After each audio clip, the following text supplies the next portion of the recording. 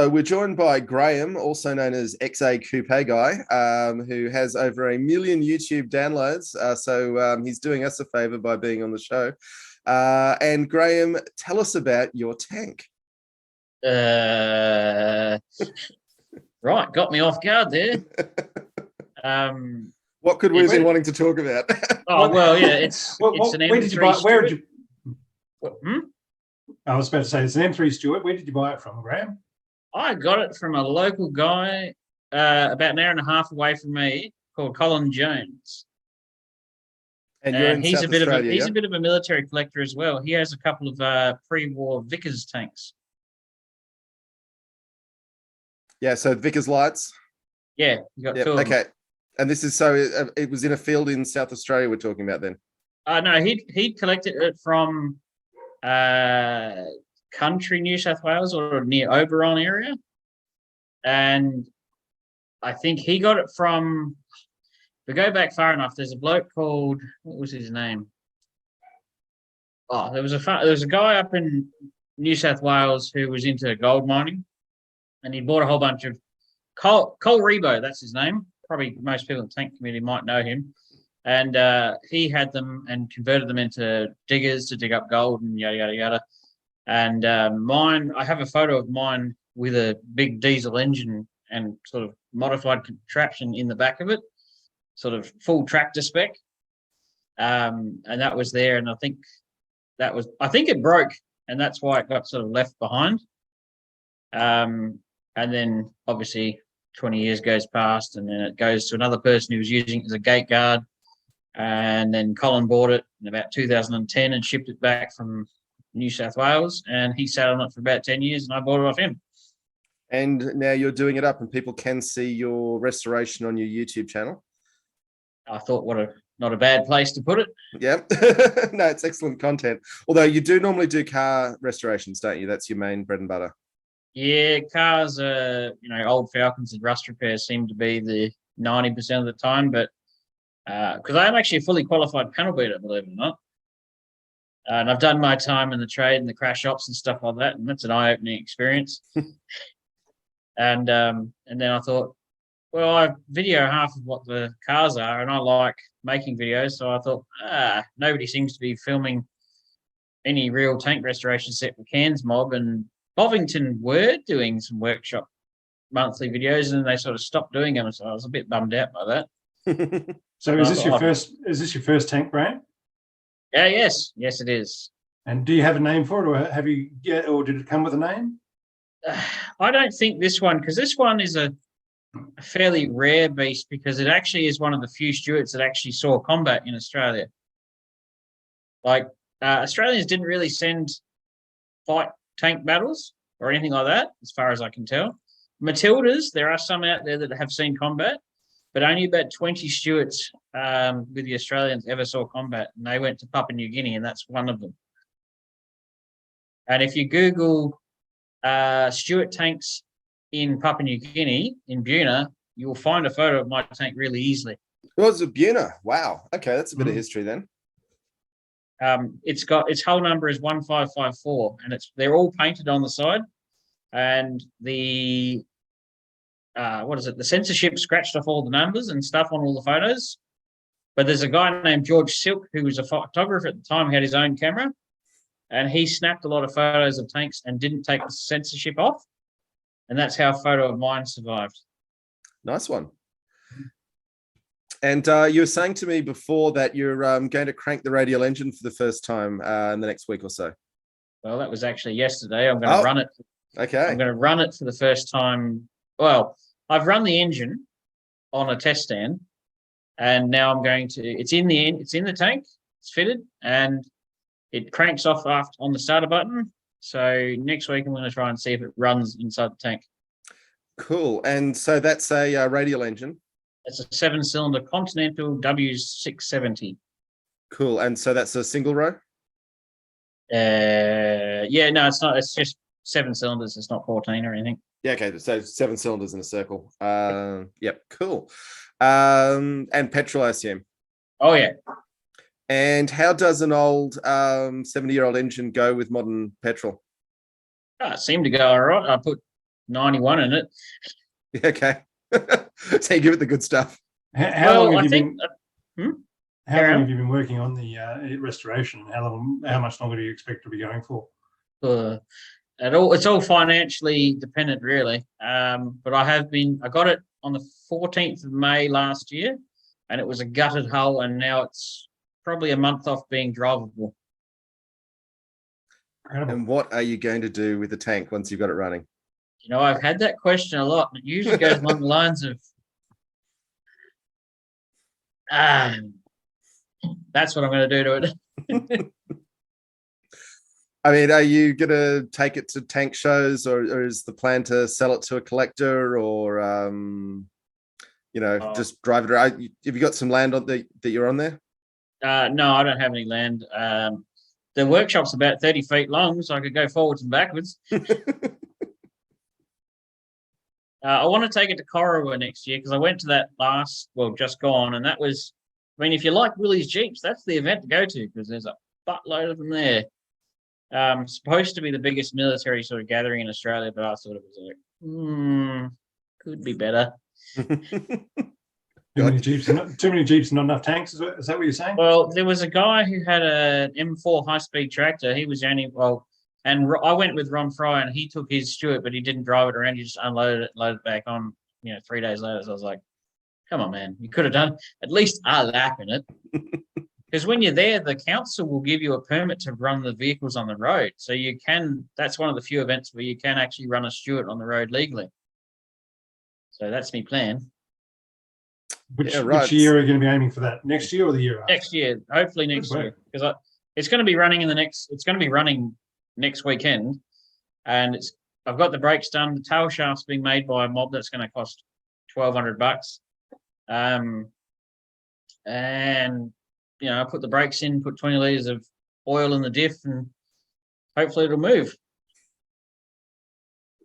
It's so by the time this goes to air, we should know if it's run or not. If this is coming out mid-June, the tank will be most certainly running by then. Okay, all right. How long a drive from your place to Corowa is it to? Corowa is just inside New South Wales, I believe. It's like literally on the border. So I drove last year. I drove from Adelaide to Seymour, and then went from Seymour to Corowa with Ron. It's a full day journey. Towing a tank behind you will probably take a bit longer, just because everybody's going to stop and want to talk to you about it, take some photos and along the way. Oh, I assume it's going to be a bit like when my brother owned a DeLorean. You can't go to a servo without having about 200 people come up and talk to you.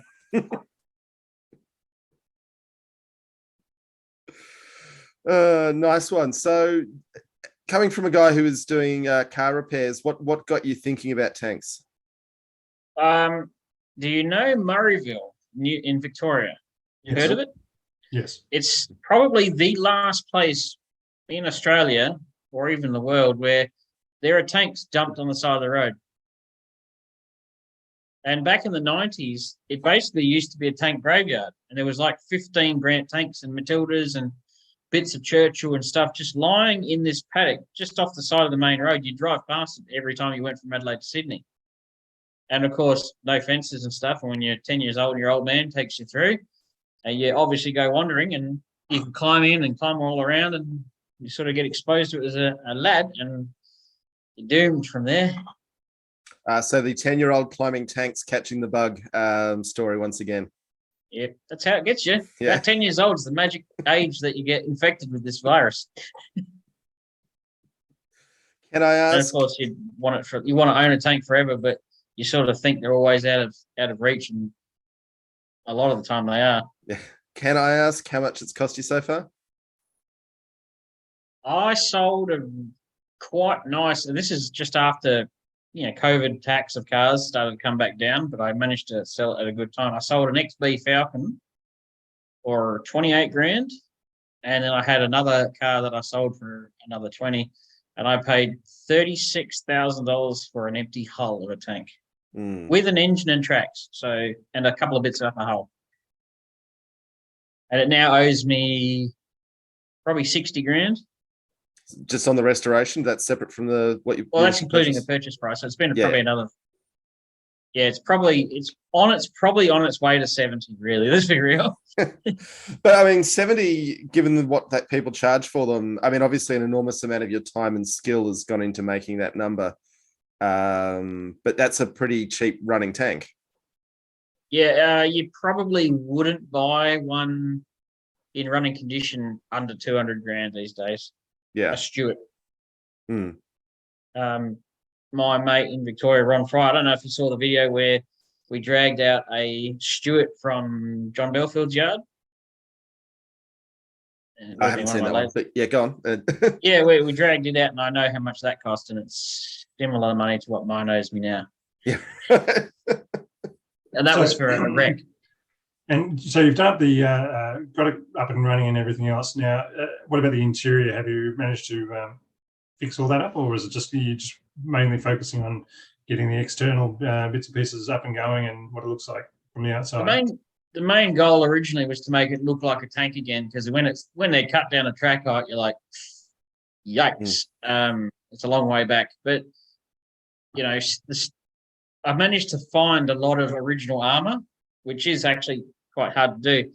And the side sponsons, they're made of, it's all the right thickness. That was something I wanted to make sure of, because I want that hand snapping sound. You know, that hand, you tap it on the side. I don't want to hear it sound tinny. I want your hand to break when you hit it. So yeah, your goal was to make it look like a tank and then work your way along from there. So the turret is reproduction, but because it's such an early Stuart, it's got the hexagonal turret or slab-sided turret, whatever it is. They just don't exist. I know where one is, but I'll never get it. So the one on it is a replica. So, it's just a turret is worth 30 grand every day of the week, no matter what it's from these days. Yeah, nice one. So replica turret. So I take it the gun is just going to be a piece of tube, or it's got a cast aluminium barrel. It's not hollow, but it's cast off a real 37. Okay. In a piece of tube. Yeah, right. But externally, I'm aiming to have the tank. You won't be able to pick it. But I also wanted the gun barrel to deliberately look fake, but not, oh my God, is that a tail shaft kind of fake? Yeah, it's always a fine line with restoration, making sure you're not confusing people in the future. Well, finding a 37mm gun barrel with nothing attached to it they're about $3,000 to $5,000 if you can get one. So then you're looking for the recuperator and the slide and all the mechanism that the gun sits on, because the gun goes up and down, but it also goes left and right slightly as well. All of that is hard to get. Yep. And so you're planning for the turret to be traversable once you've got it going? Yeah, it's sitting on the original, all Stuart turrets sit on 3 huge tapered bearings, and they're held down with clamps with more bearings on them, and they all just rotate around on 3 giant bearings. So at the moment, because I don't have a real turret, it's sitting on a gun ring from, I think it's like an M113 or something like that. Yeah, right. Which is almost the same size, but it does work. Sort of once it's in place, it'll work, and it should spin around. Is that going to be with a hand crank, or is that going to be with you putting your shoulder into it? Put your shoulder into it. Yeah. Luckily, the early Stuarts, they're actually fairly empty inside. The M3A1s, which is I call them the round bums, they have a turret basket and like hydraulic traverse gears and all sorts of gibberish in them side to make them a bit more crew comfort, because the early Stuarts, the commander and the gunner just walk around on what's inside the tank. Yeah, they didn't put the turret basket until later. Yeah. And then they complained about it taking up too much space. Oh, I wouldn't want to be a bow gunner with one of those. If that has a problem, you're in trouble. Oh, because they can't get out. Yeah. Yeah. Rob, you got any more questions? No, at this stage, I think it's just we know the history of it going overseas. the plans for the future. After this tank, do you think you'll, if you do sell it off, do you think you'll be buying another one? And if so, what would you look be doing? I can't not own a tank. Once you've got one, you've got to have another one. If somebody walked up when it's finished and gave me $250,000, so $250K, I'd get rid of it in a heartbeat and then start looking for another tank. But probably its value is going to be $200,000 realistically because it's combat history. I want to get a Grant tank or a Lee, but they're starting to become really expensive. Not to mention the parts are hard to get. But Centurions seem to be quite an affordable tank. Massive, but affordable. Yeah, I mean, they were selling Centurions Army surplus for $25,000 each back in the 80s, which would have been quite the bargain to snap up as a runner back then. When John Belfield did his big auction in 2006, the tanks were like $30,000. They were not expensive. There was a Grant tank that sold for, I think, $26,000 complete. But times have changed. Yeah, I think demand has increased and they've become a little more rare as well. Well, I mean, that's a good question. Why has demand increased? Would it be from the Cairns Museum opening up and YouTube making these things accessible to far more people than what previously everybody thinking, oh, I like tanks, but there's not much to actually engage with it unless you actually own one. Now that suddenly you've got the Cairns Museum, which is huge and everybody can get to, and YouTube and podcasts and everything else, it allows people to engage in the community and say, well, I like the idea of a tank. I can afford that, and going out and getting it and pushing up the price, or is it something else that's come along and made it all more attractive, do you think? It's collectors. They're all so the tank community. There isn't everybody's got grey hairs. There's me and a bloke named Luke, and we're the youngest tank owners of the whole bunch, and we're in our 30s.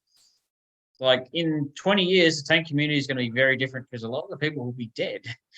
Oh, so there might be some cheap tanks coming on the market in those estate sales, eh? Probably what happen is the demand for them might die off because the people who are interested in them are dying off as well. If that makes sense, but I doubt it. I think museums have been buying them up quite a bit for. So I know that American museums have been buying a lot of Australian Grant tanks, and that I reckon has been driving up the prices because they don't have it because the Americans got rid of everything on Lend-Lease, and everything seemed to be in Australia for some reason. Well, we bought 1,000 of the damn things and never sent them anywhere. So I mean, that's quite a lot of them lying around. Well, that and the farmers. I mean, they sort of hurt them a little bit with the chopping them up and whatnot, but that actually made them survive. Whereas in like England and that, they sent them all to scrap or blew them up. Use them as hard targets for target practice. But Victoria is like tank heaven. If you want to buy a tank, you go to Victoria. That's where they all are for some reason. Yeah, hopefully not related to Victoria's far-right problem, but yeah, who can say it's a big state? But yeah, Centurions and that, they're quite a cheap tank. You could buy a running one for about $150,000. It's not unachievable. You mean you almost buy a Land Rover for that kind of Land Cruiser for that kind of money. Yeah, although some way to write it off on your taxes, though. It's a tractor. Primary producers is the way you go. There's fewer places you can take a Centurion in this world, sadly. Well, I've got a mate in Ballarat who's got a Centurion Arv, and he's got a Scimitar as well. He's currently restoring. I think Peter and Lottie are actually restoring that one. I think you might have met them too through the Cairns mod. I met them at Cavendish. There was a big auction down there in Victoria, and I had a good chin wag with those two. Put a lot of names to faces or faces to names at that place. So they're restoring his Scimitar at the moment. Well, Scimitars, are they road legal in Australia? Because I know in the UK they are road legal. There's a lot of funny YouTube going on with that. Yeah, I don't know what the road rules here in Australia, but I've never actually tried. I know you can get Bren gun carriers on the road legally, but then it might come down if the police officer likes you that day. Oh, what if they don't like you? You're in a tank. I've driven Bren gun carriers, and they're horrifying to drive. They are so unfun. If somebody says drive one, say no. You've just ruined my dream of owning a universal carrier, but oh well. I had that discussion with Lottie about that, and we both agreed that they are the most uncomfortable things to drive. And apparently, at the Cairns Museum, it was punishment to drive a Bren gun carrier. Well, we might volunteer next time we're up there. Well, you drive like that. Yeah, the driving position is not ergonomic. Yeah. Yeah, and from what I drove one, the gear stick was under my left knee. Yeah, right. Literally was resting under my knee. I was like, this is ridiculous. Best of British design. And I have this saying is anytime you watch someone get in and out of a Stuart tank, it looks like a dog trying to find a comfy spot on the couch. Yeah. They're really difficult to get in and out of easily because of the way the hatch is open.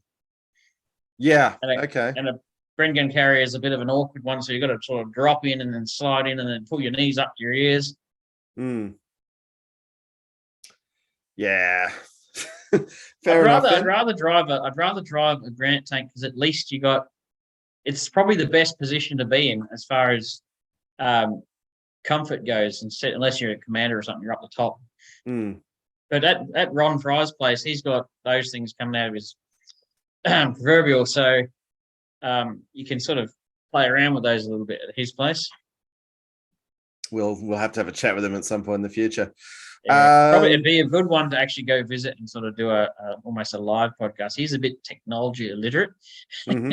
Yeah, no, we'd put a microphone in front of him. Okay. Be a good visit though. I guarantee it would be awesome. Rob, have you got anything else you're after in this one? No, thank you. No worries. Okay, Graham, thank you so much for being part of the show and sharing your knowledge and enthusiasm and letting us know about your tank. And for anyone wanting to check you out, XA Coupe Guy on YouTube, we'll put a link in the show description. Are you on any other social media? That's my Patreon as well. So I have a Patreon for it as well under the same one. And that's got like everything I do on the tank. Yeah. Nice one. All right. Well, we will link to that as well. Nice one. So thanks for your time then.